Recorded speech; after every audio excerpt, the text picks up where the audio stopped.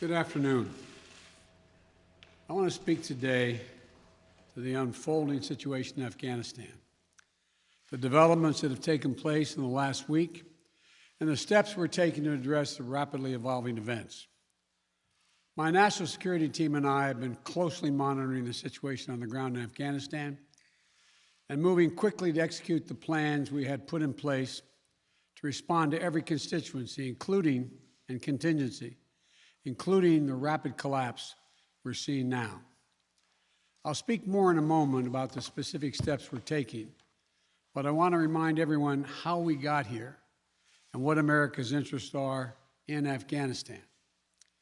We went to Afghanistan almost 20 years ago with clear goals. Get those who attacked us on September 11, 2001, and make sure al-Qaeda could not use Afghanistan as a base from which to attack us again. We did that. We severely degraded al-Qaeda in Afghanistan. We never gave up the hunt for Osama bin Laden, and we got him. That was a decade ago. Our mission in Afghanistan was never supposed to have been nation building. It was never supposed to be creating a unified, centralized democracy. Our only vital national interest in Afghanistan remains today what it has always been: preventing a terrorist attack on America's homeland.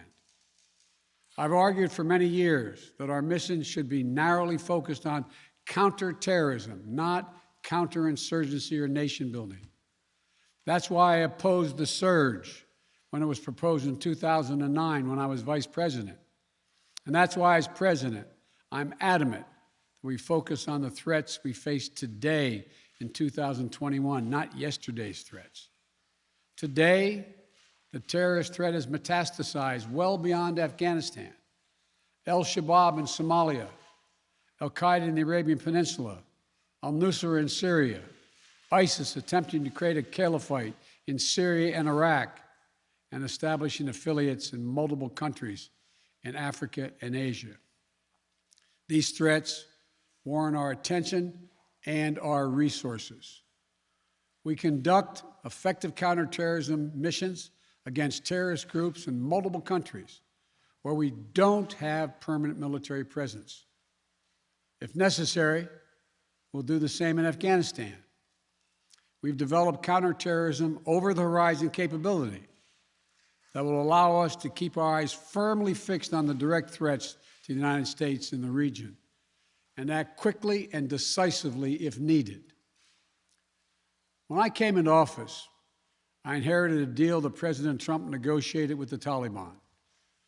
Under his agreement, U.S. forces would be out of Afghanistan by May 1, 2021, just a little over 3 months after I took office. U.S. forces had already drawn down during the Trump administration from roughly 15,500 American forces to 2,500 troops in country. And the Taliban was at its strongest militarily since 2001. The choice I had to make as your president was either to follow through on that agreement or be prepared to go back to fighting the Taliban in the middle of the spring fighting season. There would have been no ceasefire after May 1. There was no agreement protecting our forces after May 1. There was no status quo of stability without American casualties after May 1. There was only the cold reality of either following through on the agreement to withdraw our forces or escalating the conflict and sending thousands more American troops back into combat in Afghanistan, lurching into the third decade of conflict. I stand squarely behind my decision. After 20 years, I've learned the hard way that there was never a good time to withdraw U.S. forces. That's why we're still there. We were clear-eyed about the risks. We planned for every contingency, but I always promised the American people that I would be straight with you. The truth is, this did unfold more quickly than we had anticipated. So what's happened? Afghanistan political leaders gave up and fled the country. The Afghan military collapsed, sometime without trying to fight. If anything, the developments of the past week reinforced that ending U.S. military involvement in Afghanistan now was the right decision. American troops cannot and should not be fighting in a war and dying in a war that Afghan forces are not willing to fight for themselves.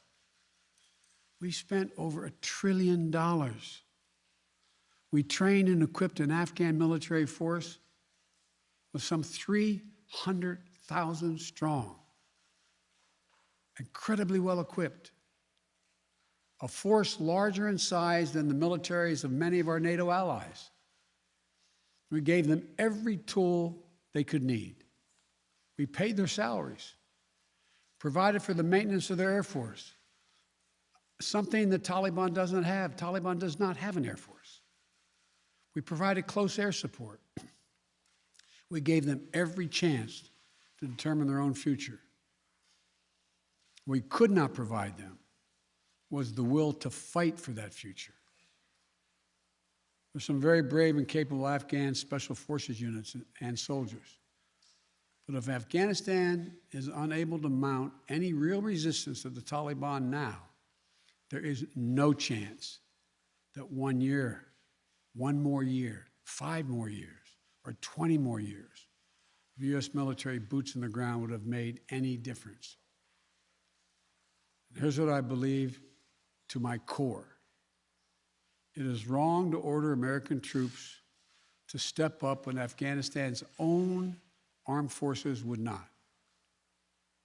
If the political leaders of Afghanistan were unable to come together for the good of their people, unable to negotiate for the future of their country when the chips were down, they would never have done so while U.S. troops remained in Afghanistan, bearing the brunt of the fighting for them.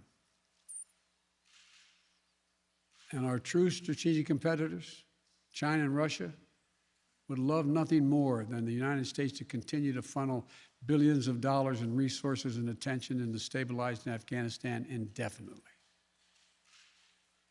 When I hosted President Ghani and Chairman Abdullah at the White House in June, and again when I spoke by phone to Ghani in July, we had very frank conversations. We talked about how Afghanistan should prepare to fight their civil wars after the U.S. military departed, to clean up the corruption in government so the government could function for the Afghan people. We talked extensively about the need for Afghan leaders to unite politically. They failed to do any of that. I also urged them to engage in diplomacy, to seek a political settlement with the Taliban. This advice was flatly refused. Mr. Ghani insisted the Afghan forces would fight, but obviously he was wrong.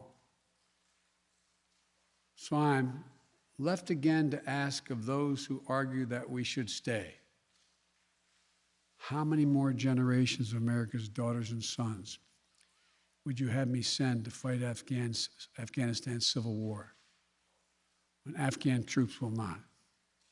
How many more lives, American lives, is it worth? How many endless rows of headstones at Arlington National Cemetery? I'm clear on my answer. I will not repeat the mistakes we've made in the past.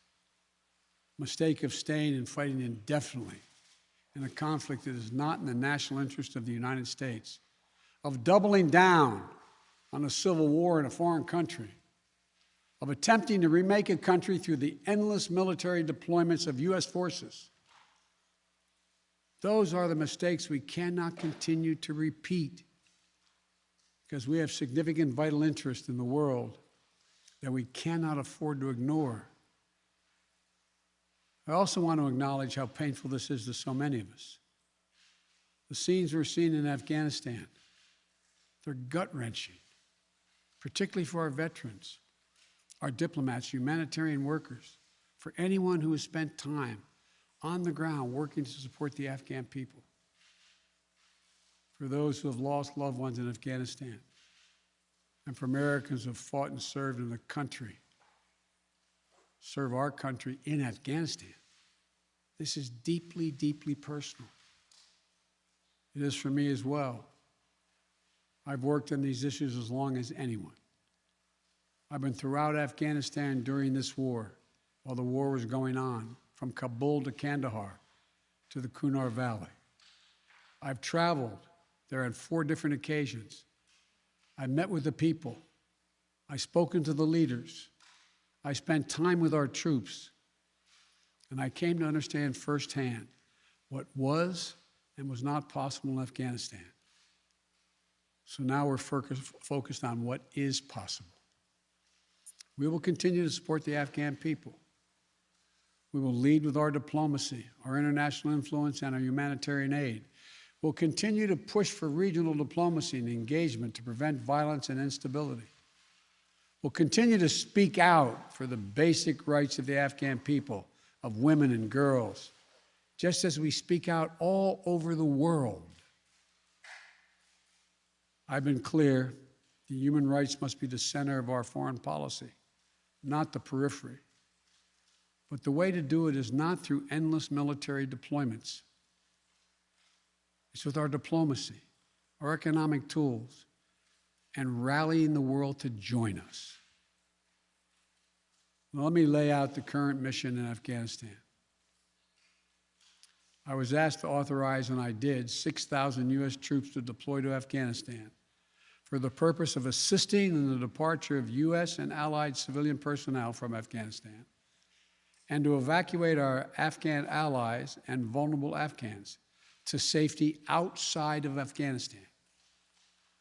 Our troops are working to secure the airfield and to ensure continued operation of both the civilian and military flights. We're taking over air traffic control. We have safely shut down our embassy and transferred our diplomats.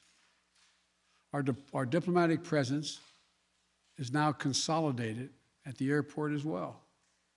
Over the coming days, we intend to transport out thousands of American citizens who have been living and working in Afghanistan. We'll also continue to support the safe departure of civilian personnel, the civilian personnel of our allies who are still serving in Afghanistan. Operation Allies Refugee, which I announced back in July, has already moved 2,000 Afghans who are eligible for special immigration visas and their families to the United States. In the coming days, the U.S. military will provide assistance to move more SIV-eligible Afghans and their families out of Afghanistan. We're also expanding refugee access to cover other vulnerable Afghans who worked for our embassy, U.S. non-governmental agencies, or U.S. non-governmental organizations, and Afghans who otherwise are at great risk, in U.S. news agencies. I know there are concerns about why we did not begin evacuating Afghans civilians sooner. Part of the answer is some of the Afghans did not want to leave earlier, still hopeful for their country. And part of it because the Afghan government and its supporters discouraged us from organizing a mass exodus to avoid triggering, as they said, a crisis of confidence. American troops are performing this mission as professionally and as effectively as they always do, but it is not without risks. As we carry out this departure, we have made it clear to the Taliban, if they attack our personnel or disrupt our operation, the U.S. presence will be swift and the response will be swift and forceful. We will defend our people with devastating force if necessary. Our current military mission will be short in time, limited in scope, and focused in its objectives. Get our people and our allies to safety as quickly as possible. And once we have completed this mission, we will conclude our military withdrawal. We will end America's longest war after 20 long years of bloodshed. The events we're seeing now are sadly proof that no amount of military force would ever deliver a stable, united, secure Afghanistan, as known in history as the graveyard of empires.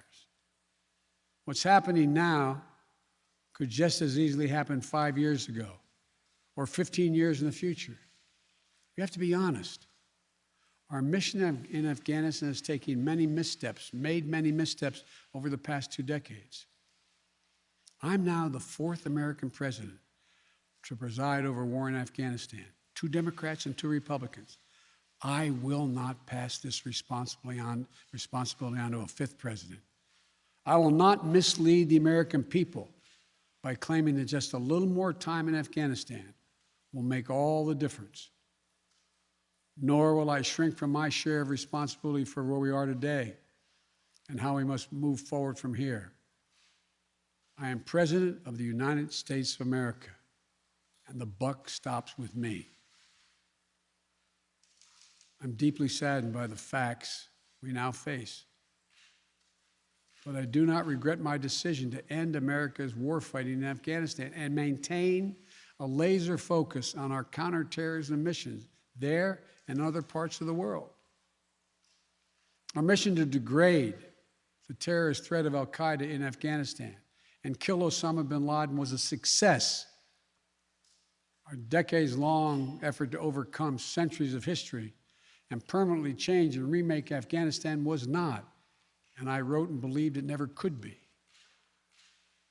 I cannot and will not ask our troops to fight on endlessly in another country's civil war, taking casualties, suffering life-shattering injuries, leaving families broken by grief and loss. This is not in our national security interest. It is not what the American people want. It is not what our troops, who have sacrificed so much over the past 2 decades, deserve. I made a commitment to the American people when I ran for president that I would bring America's military involvement in Afghanistan to an end. While it's been hard and messy, and yes, far from perfect, I've honored that commitment.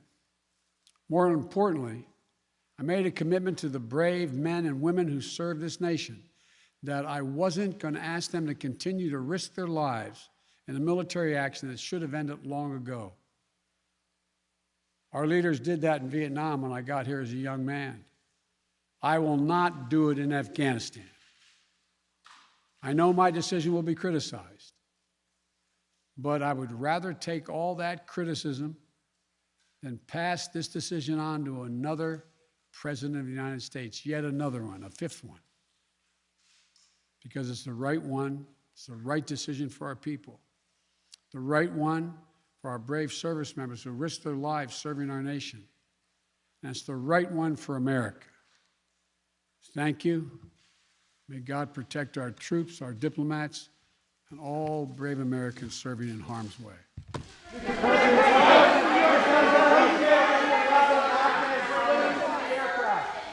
Mr. President, what do you make of the Afghans clinging to the aircraft?